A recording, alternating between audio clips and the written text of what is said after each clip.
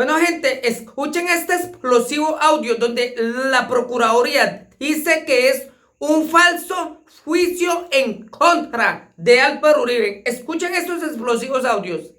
Y por esa razón la intervención culmina con la siguiente petición.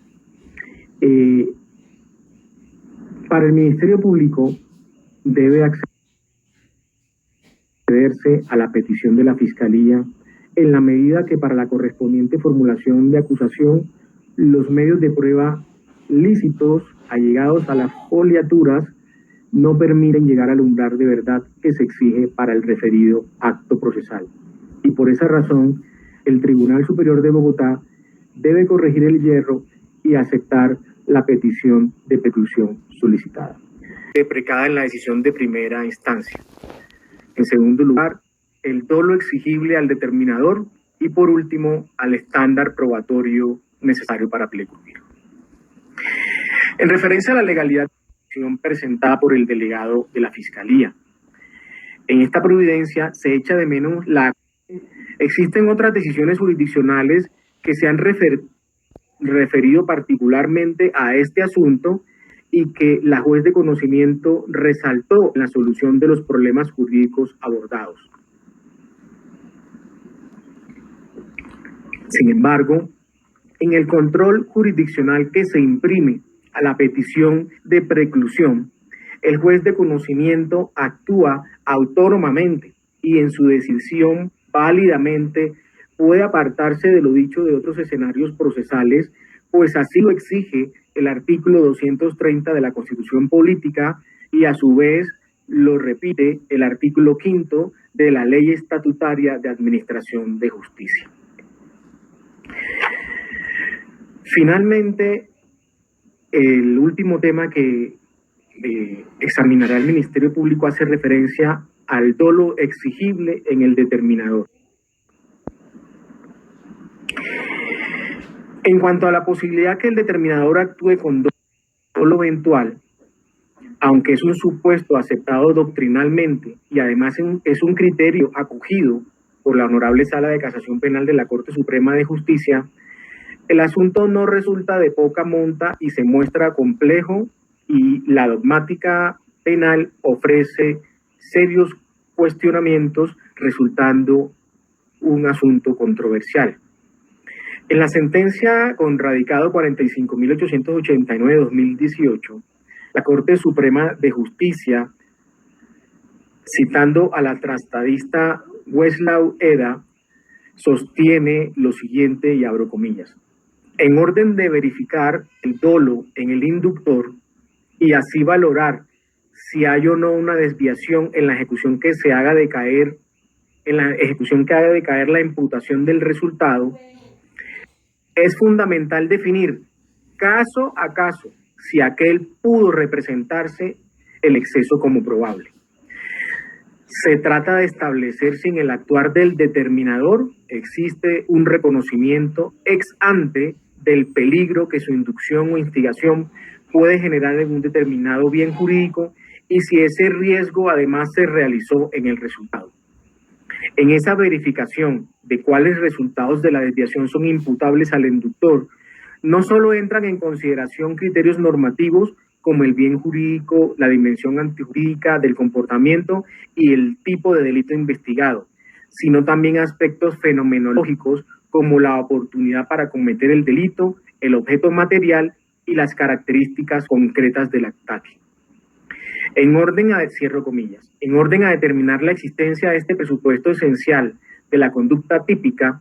es indispensable verificar en este caso si ha sido posible descartar que el imputado conocía ex ante los riesgos jurídicamente desaprobados y si aún así dejó al azar su realización por parte del autor. Frente a este problema jurídico, en la providencia que resolvió la petición de preclusión, se concluyó en cada uno de los 7 hechos jurídicamente relevantes imputados que el expresidente Álvaro Uribe tuvo ese grado de conocimiento exigible para atribuirle la presunta responsabilidad a título de determinador. Para el Ministerio Público, la deducción sugerida en la providencia resulta problemática porque el principal medio de convicción que lo sustenta está viciado en su licitud, según lo que se ha explicado con anterioridad. Esto es la interceptación de las comunicaciones que se han mencionado en precedencia. En todo caso, si aún en gracia de discusión se aceptara la licitud de la interpretación de las comunicaciones, la transliteración de las conversaciones no demuestra la inducción al interlocutor para que realizara una conducta antijurídica. Lo hasta ahora probado permite concluir que fue el abogado Diego Cadena quien buscó a Álvaro Uribe para darle información de personas que estaban recluidas en la cárcel de Miami, lo que desvirtúa la búsqueda de Álvaro Uribe de un abogado que cometiera delitos a su favor, y que Álvaro Uribe lo que le solicitó ese 28 de febrero de 2017 a Diego Cadena era que verificara una información, mas de ahí no se puede concluir que lo determinó a que sobornara a personas que pudieran servir como testigo en su causa. No se ha demostrado además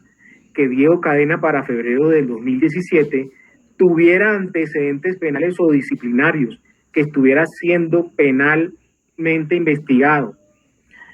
de tal forma que pudiera hacer nacer en el interlocutor de las conversaciones la sospecha de que el actuar profesional podría derivar en comportamientos ilícitos, a modo de prevención de la ocurrencia del riesgo. Las conversaciones reflejan que siempre el abogado era quien sugería a su interlocutor las actividades a emprender en desarrollo de su actividad jurídica y las presentaba para su posterior autorización. Y es claro que esa autorización estaba desprovista de inducción a conductas antijurídicas y tampoco resultaba nítido inferir que desencadenarían en soborno a testigos o a fraudes procesales. Por el contrario, de las comunicaciones conocidas se advierte el especial cuidado que tenía el imputado en no emplear terminología confusa o velada para que de allí se entendiera un actuar contrario al derecho, como sí lo enseñan las reglas de la experiencia. Concluir lo contrario se acerca a lo que podría constituir un falso juicio de identidad por tergiversación, en el entendido que se pone a decir a la prueba lo que no expresa materialmente. Sumado a todo lo anterior, otros hechos jurídicamente relevantes que han sido empleados para demostrar la inducción al delito, advertimos, todos tuvieron ocurrencia material en una línea de tiempo necesariamente posterior y no ex ante a la fijada para entender los delitos imputados. Esto es así porque necesariamente el acto característico de la determinación es de naturaleza previa a la realización de la conducta antijurídica. Lo cierto es que las pruebas demostrativas de cada uno de esos hechos no reflejan una intervención previa de Álvaro Uribe para inducir a las conductas antijurídicas que se le reprochan. Por esa razón reiteramos que el Ministerio Público no se ocupará en su intervención de referirse puntualmente a cada uno de los hechos jurídicamente relevantes y la evaluación que de ellos se hizo en la providencia, en tanto que para llegar a ese examen necesariamente deberían haberse superado los reparos que sobre la licitud de los medios de prueba se han hecho y a las exigencias que se le hacen para determinar la existencia de la inducción al delito en las características exigidas doctrinaria y jurisprudencialmente. Pero además, ocuparnos de esos hechos, además representa una dificultad a saber. No pueden demostrar la existencia de la determinación al delito porque la dogmática entiende esta figura como que el autor no tiene dominio del hecho, pues este es gobernado, el sí y el cómo, por el tercero inducido. En caso contrario, estaríamos validando o valorando otra modalidad de atribución de responsabilidad penal como sería la coautoría, y esa imputación fáctica no ha sido enrostrada al procesado en este caso puntualmente. Por demás, la controversia detallada y profunda de esos elementos que se hace en la decisión es una tarea que le corresponde agotar al peticionario de la solicitud de preclusión. Finalmente, me referiré al estándar probatorio necesario para precluir. Recordemos que la preclusión de la investigación es una institución procesal de amplia tradición en los sistemas procesales que permite la terminación del proceso penal sin el agotamiento de todas las etapas procesales ante la ausencia de mérito para sostener una acusación. Y a diferencia del archivo, hace tránsito a cosa juzgada y por eso amerita un juicio más profundo que comporta el examen de elementos objetivos y subjetivos de la conducta punible. Por esa razón, el asunto está reservado al juez de conocimiento y no al de garantías. Este último, quien puede válidamente agotar en profundidad, es quien puede agotar válidamente el examen de los hechos, los elementos materiales probatorios, la evidencia e información legalmente obtenida para adoptar su decisión, al punto que su postura lo vincula jurídicamente y le impide conocer del juicio en caso de negar la petición. En cuanto a este punto se refiere, la providencia agota un juicio valorativo negativo para desestimar la petición presentada por el delegado de la Fiscalía. En esta providencia se echa de menos la acuciosidad y falta de actividad probatoria del ente investigador para descartar las causales de preclusión postuladas en la nueva solicitud. Esa conclusión es plausible. Sin embargo, no son impedimento para decretar la prescripción, en la medida en que todos los actos echados de menos servirían para corroborar unos hechos con probable connotación penal, pero de los cuales no se puede vincular directamente con una actividad dolosa, incluida la modalidad eventual atribuible al señor Álvaro Uribe, tal como se ha expuesto en las partes anteriores de esta intervención. Ahora bien, la posibilidad de configurarse un dolo eventual en este caso está sustentada en aspectos indiciarios que son el resultado de deducciones de reglas de la experiencia.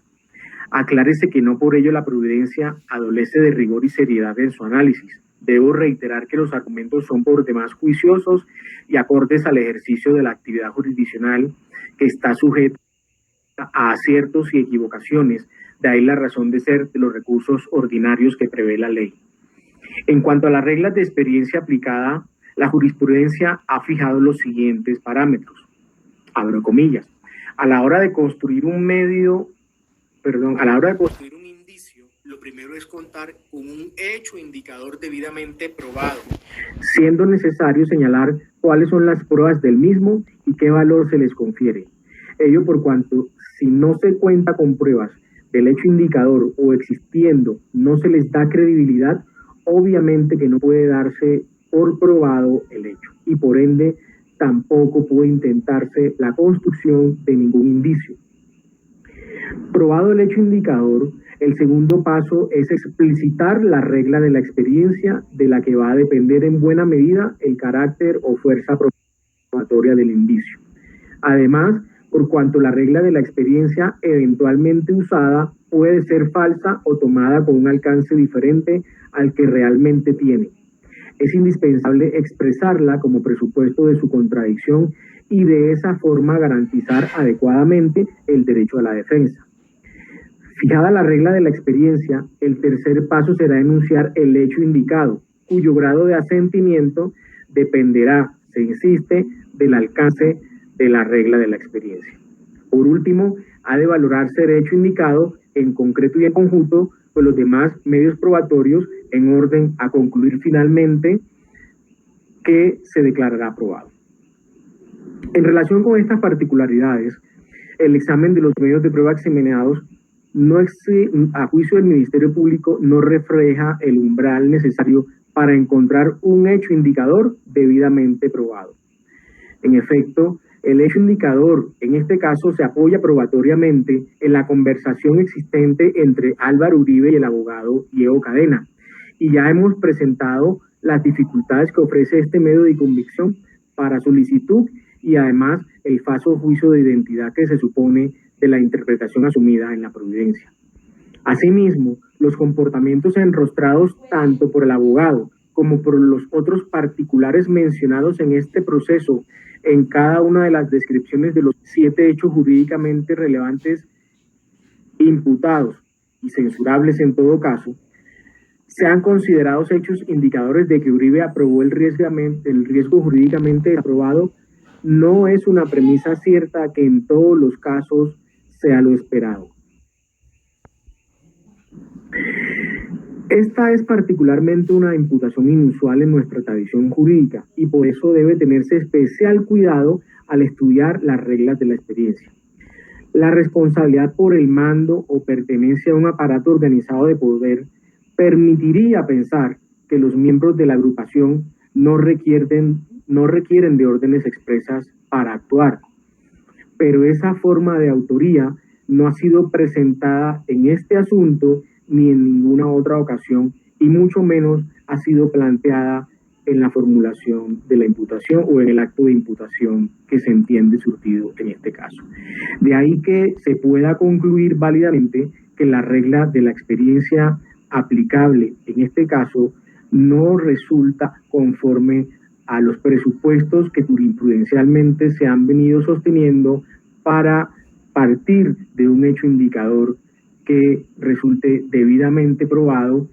y en eso se apoya el Ministerio Público para desestimar la conclusión o para plantear el desacuerdo con la conclusión a la que se llegó en esta providencia. Tal como lo había anunciado, el Ministerio Público simplemente se dedicaría a cuestionar unos aspectos transversales de la decisión que aparecen previstos o señalados, irradiados en todas las valoraciones de los 7 hechos jurídicamente relevantes, y por esa razón la intervención culmina con la siguiente petición. Para el Ministerio Público debe accederse a la petición de la Fiscalía en la medida que para la correspondiente formulación de acusación los medios de prueba lícitos allegados a las foliaturas no permiten llegar al umbral de verdad que se exige para el referido acto procesal. Y por esa razón, el Tribunal Superior de Bogotá debe corregir el yerro y aceptar la petición de preclusión solicitada.